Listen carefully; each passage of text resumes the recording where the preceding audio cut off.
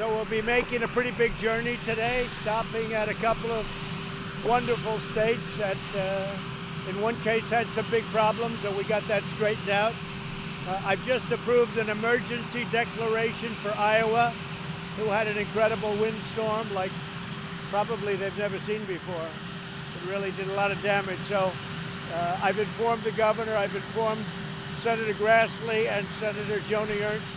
So I've approved the declaration, emergency declaration for Iowa. And we are heading now to a combination of different places. We may do a surprise visit.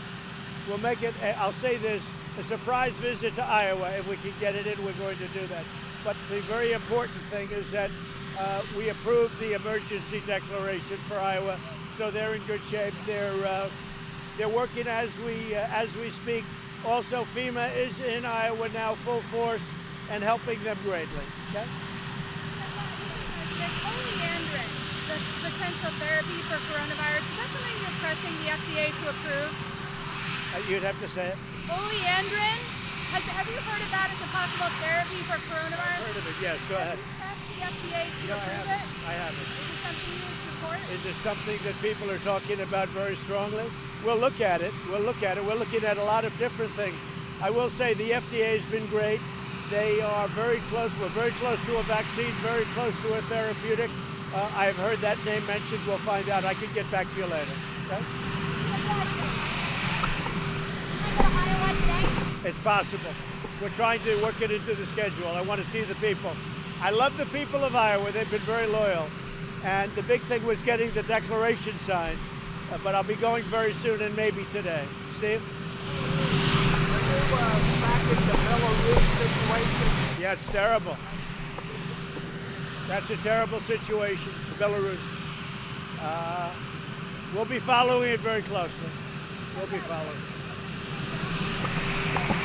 You heard about Iranian bounties in Afghanistan? Bounties? Yeah. Afghanistan to Iran? Did you hear about that? No, I haven't heard about that. Have you ever considered waiting for the students to come back for classes? Would you consider a waiver for Brazilian students to come back to We're classes? going to look at that. We've been asked that question.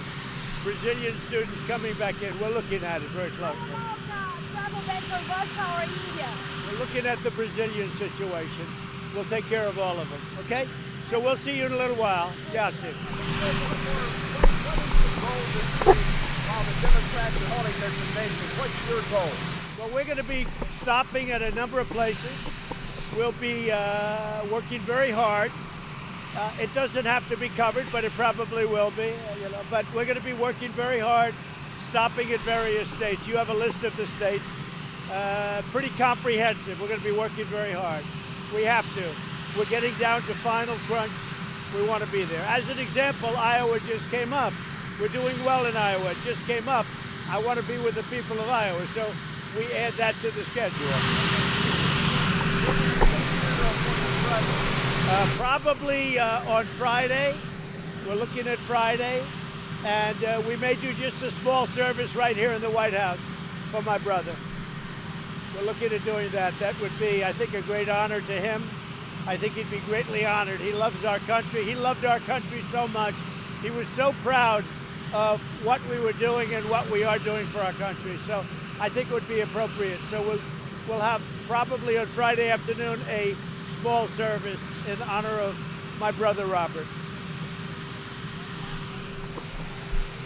Any updates on stimulus for the coronavirus? Anything? No, I think that Nancy Pelosi and Chuck Schumer should get back into Washington and they should approve stimulus for the people. We should give some of this was China's fault. It wasn't their fault. And we'd like to see payment going to the people, maybe PPE, but we want payment going to the people. We'll take care of the post office. We want to make sure that the post office runs properly, and it hasn't run properly for many years, for probably 50 years. It's run very badly. So we want to make sure that the post office runs properly and doesn't lose billions of dollars. Somebody said it lost $78 billion over a relatively short period of time. That's over years.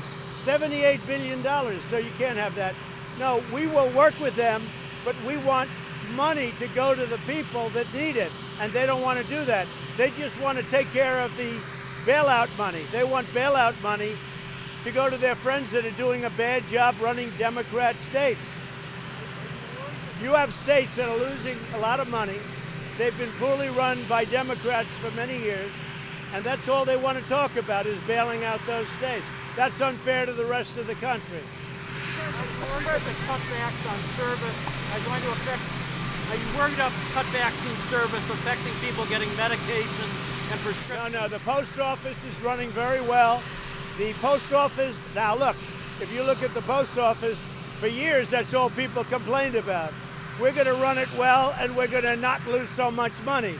One of the things the post office loses so much money on is delivering packages for Amazon and these others.